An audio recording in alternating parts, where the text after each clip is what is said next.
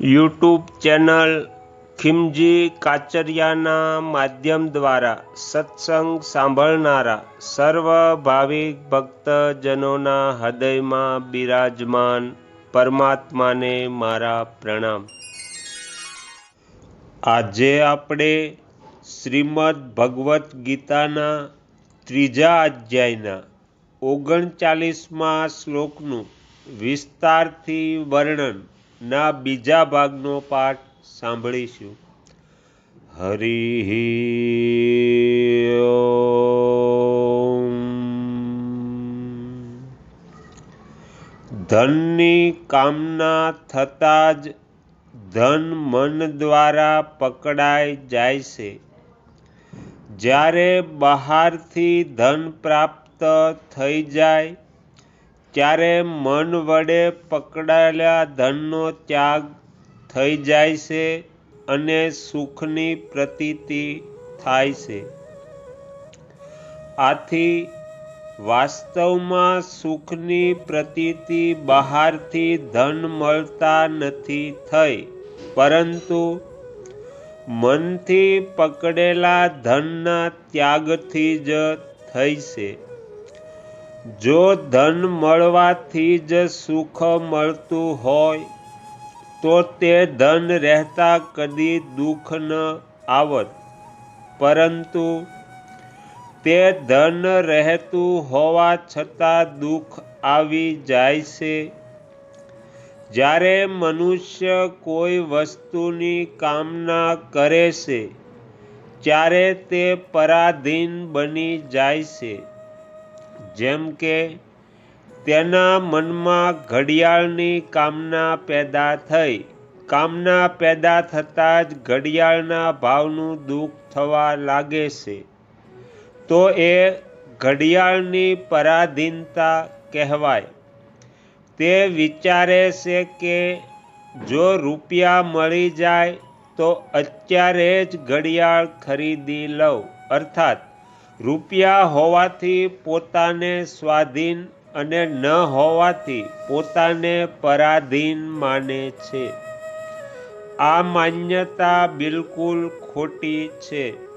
વાસ્તવમાં રૂપિયા મળવાથી ઘડિયાળની પરાધીનતા તો ન રહી, પરંતુ રૂપિયાની પરાધીનતા તો આવી જ ગઈ, કેમ કે રૂપિયા પણ પર છે, સ્વ નહીં। જેવી રીતે વસ્તુની કામના થવાથી તે વસ્તુને પરાધીન થયો, તેવી જ રીતે રૂપિયાની કામના થવાથી રૂપિયાને પરાધીન થયો। પરાધીનતા તો તેવીને તેવી જ રહે, પરંતુ વિવેક ઢંકાઈ જવાના કારણે મનુષ્યને વસ્તુની પરાધીનતાનો અનુભવ થાય છે, પરંતુ રૂપિયાની પરાધીનતાનો અનુભવ નથી થતો। ઉલટાનો રૂપિયાને કારણે સ્વાધીનતાનો અનુભવ કરે છે। જે પરાધીનતા સ્વાધીનતાના રૂપમાં દેખાઈ દે છે, તે પરાધીનતાથી છૂટવું બહુ કઠિન હોય છે। સંસાર માત્ર ક્ષણભંગુર છે। શરીર, ધન, જમીન, મકાન વગેરે જેટલી પણ સાંસારિક વસ્તુઓ છે તે સઘળી પ્રતિક્ષણ વિનાશની તરફ જઈ રહી છે અને આપણાથી વિયુક્ત પણ થઈ રહી છે, પરંતુ ભોગ ભોગવતી વખતે તેમની ક્ષણભંગુરતાનું જ્ઞાન નથી રહેતું। પદાર્થને નિત્ય અને સ્થિર માન્યા વિના સુખભોગ થઈ જ નથી શકતો। સાધારણ મનુષ્યોની તો વાત જ શું! સાધક પણ ભોગોને નિત્ય અને સ્થિર માનતા જ એમનામાં ફસાય છે। તેનું કારણ કામના દ્વારા વિવેક ઢંકાઈ જવો એ જ છે। મનુષ્યને સદાને માટે મહાન બનાવવાના ઉદ્દેશ્યથી ભગવાન કામનાને નિત્ય વેરી બતાવીને તેનાથી બચવા માટે સાવધાન કરે છે, કેમ કે કામના જ સઘળા પાપો અને દુઃખોનું કારણ છે. એક માણસ પોતાની સ્ત્રીને શોધી રહ્યો હતો. લોકોએ પૂછ્યું, તમારી સ્ત્રીનું નામ શું છે?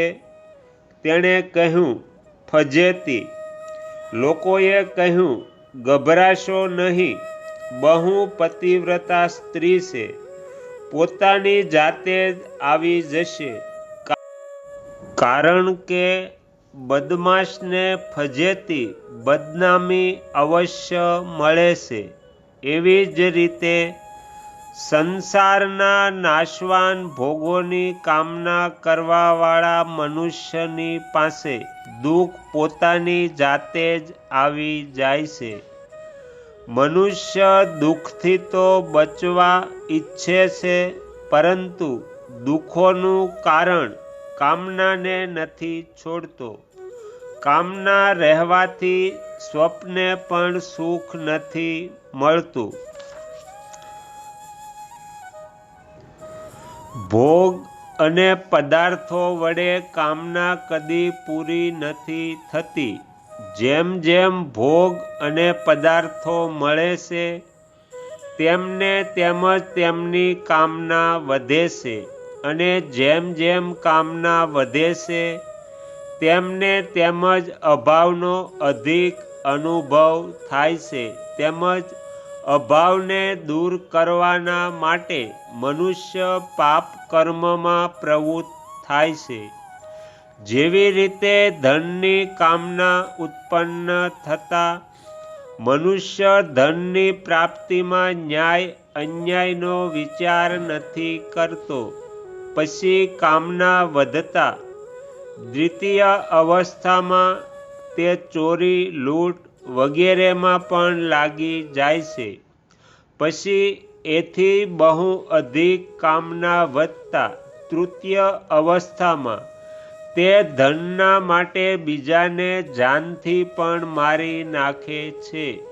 આ રીતે નાશવાન સુખની કામના કરવાવાળો મનુષ્ય પોતાનો લોક અને પરલોક બંનેને મહાન દુઃખરૂપ બનાવી લે છે. તો અહીંયા શ્રીમદ ભગવદ્ ગીતાના 3જા અધ્યાયના 39મા શ્લોકનું વિસ્તારથી વર્ણન સમાપ્ત થયું.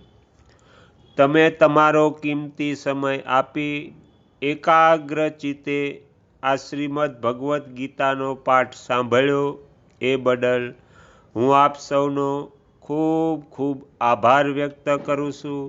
અને તમને જો આ પાઠ ગમ્યો હોય તો બીજા 5 લોકોને સંભળાવજો.